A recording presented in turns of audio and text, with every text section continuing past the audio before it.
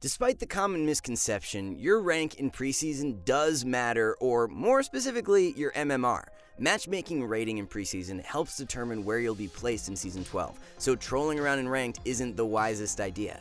For that reason, we are here to share with you guys the 10 most overpowered champions you can look to abuse to boost your MMR before Season 12 rolls around. But before we get into it, be sure to check out SkillCapped if you want to truly get better at League of Legends. We're the only service that offers a money-back guarantee if you don't climb at least 5 divisions while actively using our service. We do this because our service really does work, and if it doesn't work for you, you shouldn't pay. Learn more at the end of this video or click the link in the description below. And with all that said, let's get right into it. The most broken yet underrated class of champions for preseason are tank top laners, and Dr. Mundo has taken the meta by storm. To be fair, Mundo isn't necessarily classified as a tank, as he's more of a fighter, but does build the items that were buffed. Sunfire and Frostfire changes are amazing for Mundo, and even more so the Frostfire buffs, as your overall damage potential is crazy strong while only building defensive items. Matchup-wise, Mundo absolutely dominates Jace and can do well into Teemo, who are playing at very high rates for 11.23. We were honestly shocked looking at the stats, as Mundo wins over 60% of the time against Jace right now. Tougher matchups include Kled due to his built-in grievous wounds, along with Camille due to her true damage. Since Camille is picked way more in meta, it's a good idea to use your ban on her. Sample full build consists of a Frostfire Rush into Thornmail second and Spirit Visage third. Runes are Grasp followed by Demolish, Second Wind, and Overgrowth. Best secondaries include Magical Footwear and Approach Velocity. The second top laner on our list, who Riot refuses to push out of meta, is Camille. The amount of weeks Camille has spent in our OP tier for top lane this season is just too many to count. Camille's recent surge in power was due to many other bruiser top laners being indirectly nerfed, and she hasn't looked back. Objective bounty introduction in Preseason is also massive for Camille, as she spikes super hard with items, so the comeback potential is insane. As we see tanks slowly garner more attention, Camille is always a solid answer due to her true damage coming out of Q. The only matchup that will make you want to pull your hair out right now is Teemo, so to prevent that from happening, just ban him out. Ignite TP is honestly one of the biggest reasons to why Camille is so strong. Gap close from E that covers ridiculous range means you can go without flash to enhance early kill threat. Optimal build for Camille is a Divine or Trinity Rush into Ravenous Hydra second and Sterix Gauge third. Grasp is the standard keystone rune for most situations, however a few high elo Camille players have been running First Strike in easier matchups to good success. After all, Camille spikes super hard with 2 items, so First Strike enables that at a quicker rate. Lethal tempo jungle meta is in full force with the likes of Master Yi, Trundle, and Warwick stomping all over the competition. You can't go wrong with any of them, but if we had to narrow it down to one, Warwick is who you should spam. Not just the lethal changes, but new Hextech Dragon is insane for Warwick too, as bonus haste and attack speed only make his skirmish more lethal. Although Divine Sunder remains the most popular mythic, Sunfire is a great tanky alternative, and due to the buffs, it's another reason for Warwick's rise. There are 2 different builds to try. First being a more offensive setup of Divine Sunder into Titanic Hydra and Sterix Gauge. The more durable route consists of Titanic Rush followed by Sunfire second and Thornmail third. For runes, roll with Lethal Tempo, Triumph Alacrity, and Last Stand. Best secondaries are Celerity and Water Walking. Should we really be surprised that Vi has become one of the strongest junglers shortly after Arcane's release? If you're looking for elo in the jungle, she's one of the best for 11.23. Level 9 onwards with Q maxed out and some ability haste is where Vi can start taking over in skirmishes. A Divine into Cleaver build provides 45 haste, which lowers Q to a mere 4.2 second cooldown. The upfront burst potential from Hail of Blades combined with Vi W has absolute perfect synergy. Auto reset from E allows for an even faster proc of the max health damage from W. If you can get the first jump and catch the enemy from Fog of War, your level 3 burst potential is really potent. Full Vi build is a Divine Sunder Rush followed by Black Cleaver second and Sterix third. Pick up Hail of Blades as the keystone with Sudden Impact, Eyeball Collector, and Relentless Hunter. Optimal secondaries are Triumph and Alacrity. It's been a while since we've had a mage rated as highly as Victor, so it's nice to finally see a shakeup in the mid lane meta. Another Arcane champion who wasn't directly buffed, but like Vi, did see many strong indirect changes go his way for 11.23. Crown of the Shattered Queen in combination with Cosmic Drive is such a deadly spike. Victor is a shorter ranged mage, so the survivability from Crown passive really helps him out. New Cosmic Drive passive along with the speed boost from Q allows for Victor to kite around so effortlessly in fights. As a scaling mage, the objective bounty introduction is another reason the priority on Victor is high. And lastly, let's not forget how well First Strike synergizes with Vic. Victor is all about that mid-game spike, so First Strike allowing you to generate extra gold income is such a nice perk. By running Inspiration Primary, you also have the luxury of grabbing free boots, which propels you to your core items even faster.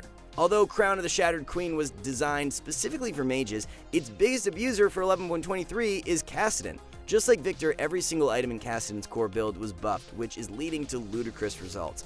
The fact Crown passive lasts for 1.5 seconds after taking damage is just nuts for Cass. With a few items, it's no problem at all for Kassadin to burst his target within that time window, which gives them absolutely no counterplay to fight back.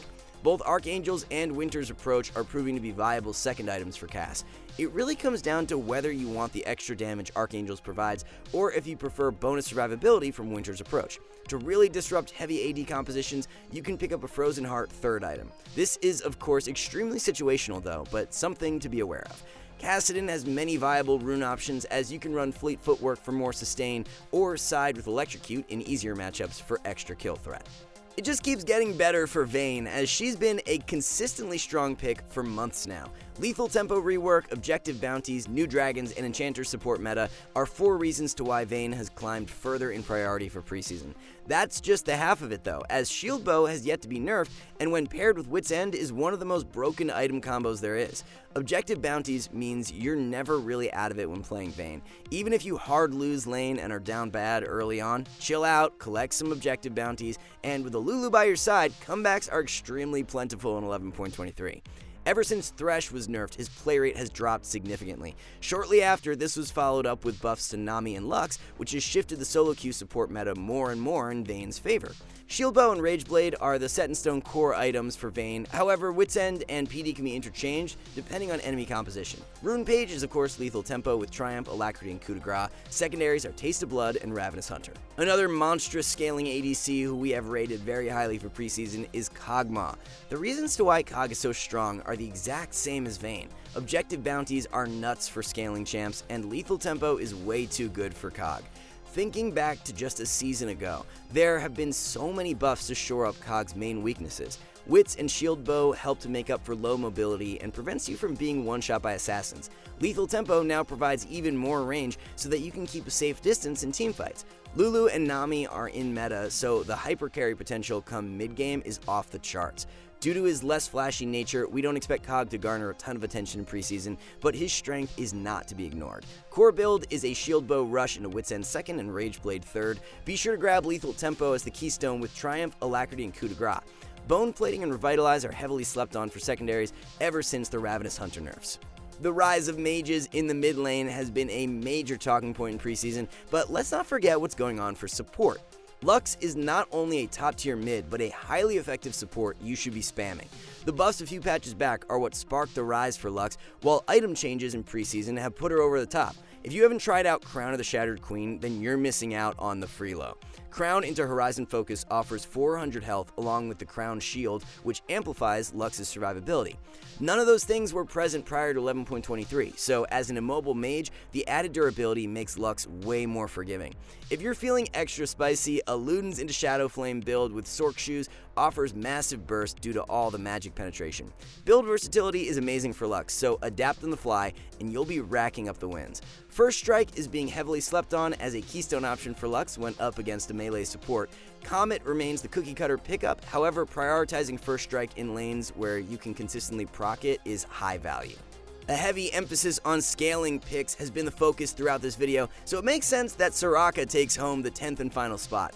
Objective Bounty introduction was such a big change, and although Riot has toned it down a little, Soraka still benefits immensely. It doesn't matter how far you fall behind early game with Raka, if you hit a few items, your team fight impact is consistently strong. Supportive champions like Soraka do an amazing job at enabling picks like Warwick, Yi, Jax, and Tryndamere, who have all spiked in play rate for preseason.